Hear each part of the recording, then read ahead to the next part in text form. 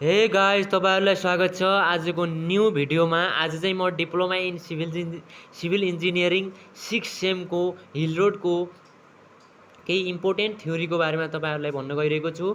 जुन तपाईहरुले यति नै सल्भ गर्नुभयो भने चाहिँ एक्जाममा चाहिँ 100% तपाईहरु पास हुन सक्नुहुन्छ, म ग्यारेन्टीका साथ भन्न सक्छु।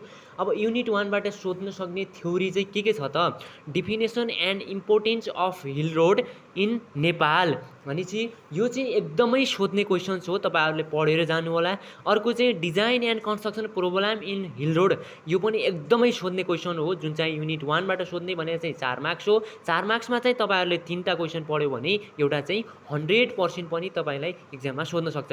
Special consideration of hill road geometric design भनेको छ, यो पनि 100% कुनै एक्जाममा सोध्न सक्ने क्वेशन्स हो। त्यसैले तपाईहरुले 4 मार्क्स गेन गर्नको लागि 3टा क्वेशन पढेर जानु होला। युनिट 2 बाट सोध्ने भने चाहिँ हिल रोड अलाइजमेन्ट 12 मार्क्समा चाहिँ युनिट 2 मा चाहिँ 12 मार्क्स सोध्छ, जुन चाहिँ इन्ट्रोडक्सन हिल रोड अलाइजमेन्टको इन्ट्रोडक्सन चाहिँ के छ त त्यो भन्ने। फ्याक्टर एफेक्टिङ हिल रोड अलाइजमेन्ट भने चाहिँ हिल रोड अलाइजमेन्टलाई प्रभाव पार्ने के छ त, जस्तो टेम्परेचर होला, जस्तो जियोलोजिकल कन्डिसन होला, त्यो चाहिँ तपाईहरुले लेख्नु होला। जस्तो अर्को चाहिँ हामीलाई सोध्न सक्ने भने चाहिँ सर्वे मेथड भन्नाले म्याप स्टडी गर्नुपर्छ, रिकग्नाइजेसन सर्वे गर्नुपर्छ, प्रिलिमिनरी सर्वे गर्नुपर्छ, डिटेल सर्वे गर्नुपर्छ, त्यो तपाईहरुले लेख्नु होला। यो पनि एकदमै के हो त इम्पोर्टेन्ट के हो त एउटा थ्योरी चाहिँ हो। अर्को चाहिँ hill road route location process, hill road route location process भित्र चाहिँ एउटा रिभर रुट पर्छ, अर्को चाहिँ रिज रुट पर्छ, यो पनि तपाईहरुले लेख्नु होला। युनिट 3 बाट चाहिँ geometric design of hill road, योबाट चाहिँ सोध्ने भनेको चाहिँ 16 मार्क्स हो। अब introduction geometric design of hill रोडको चाहिँ इन्ट्रोडक्सन दिने। अर्को चाहिँ डिजाइन स्पिड इन्ट्रोडक्सन अन्ली, के हुन्छ त डिजाइन स्पिडको इन्ट्रोडक्सन मात्र दिने।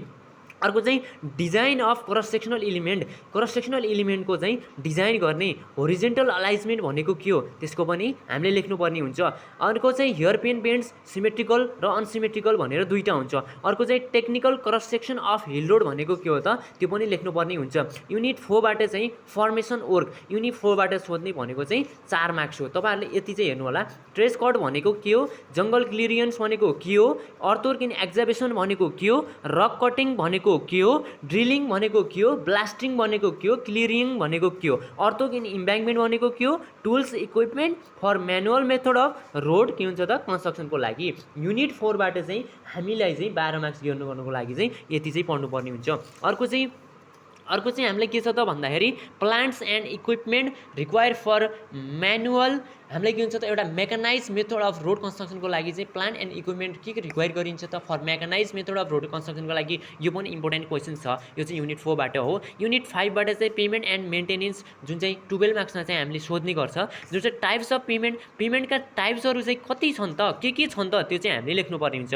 फ्याक्टर गभर्निङ पेमेन्ट डिजाइन, यो पनि हामीलाई एकदमै सोध्ने क्वेसन्स हो। पेमेन्ट डिजाइन मेथडहरू के छन् त, introduction and necessity of maintenance के छ त, कम्पोनेन्ट्स अफ मेन्टेनेन्स एक्टिभिटिजहरू भन्नु पर्यो। अब हामीले चाहिँ के बुझ्नु पर्यो भने युनिट 5 बाट सोध्ने भनेको त यति नै हो, जुन चाहिँ तपाईहरुले चाहिँ 12 मार्क्स गेन गर्नको लागि चाहिँ यति नै पढ्नु पर्यो। युनिट 6 डिजाइन एन्ड क्रस ड्रेनेजबाट चाहिँ 12 मार्क्स हामीलाई सोध्छ, जुन चाहिँ इन्ट्रोडक्सन डिजाइन एन्ड क्रस ड्रेनेजको चाहिँ इन्ट्रोडक्सन चाहिँ हामीले पढ्नु पर्यो। हाइड्रोलोजिकल स्टडी, जस्तै हामीले के भन्छ हाइड्रोलोजिकल स्टडी भित्र के गर्छ इम्पेरिकल होला हैन, के हुन्छ त्यो चाहिँ तपाईहरुले पढ्नु होला। डिजाइन अफ साइड ड्रेनहरू के छ त्यो गर्ने। Intercepting catch water drains, cross drains, surface drains, यो पनि हामीलाई के हुन्छ त एकदम इम्पोर्टेन्ट क्वेसन हो। युनिट 7 बाट चाहिँ special structure in hill road, जुन चाहिँ 8 मार्क्समा चाहिँ सोध्छ।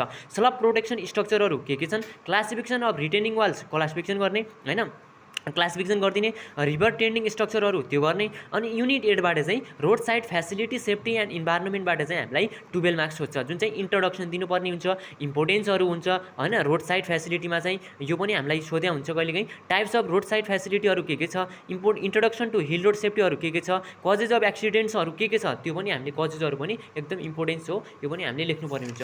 अब चाहिँ हामीले चाहिँ के बुझ्नु पर्यो भने सेफ्टी मेजरहरू के छ, इन्ट्रोडक्सन टु इन्भाइरोमेन्ट इन्ट्रोडक्सन गर्ने। इम्प्याक्ट अफ हाइवे प्रोजेक्ट अनि इन्भाइरोमेन्टमा चाहिँ इम्प्याक्टहरू कस्तो इम्प्याक्टहरू पर्छ त्यो पनि लेख्नुपर्ने हुन्छ।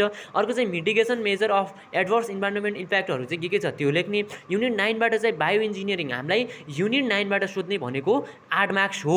इन्ट्रोडक्सन सोध्छ, फङ्सन अफ बायो इन्जिनियरिङ सोध्छ, टेक्निक अफ बायो इन्जिनियरिङ सोध्छ, क्याराटाइटिस अफ बायो इन्जिनियरिङ सोध्छ, suitable plants for bio engineering, यो चाहिँ हामीले पढ्यो भने चाहिँ 100% म भन्न सक्छु तपाईँहरू चाहिँ के हुनुहुन्छ त, पास हुनुहुन्छ। यति नै पढ्यो भने 100% ग्यारेन्टीका साथ भन्न सक्छु। हस् त, धन्यवाद। भिडियो मन परे लाइक गर्नुहोला, सेयर गर्नुहोला, सब्सक्राइब गर्नुहोला, सँगै पढ्ने साथीहरूलाई सेयर गर्नुहोला। हस् त, धन्यवाद।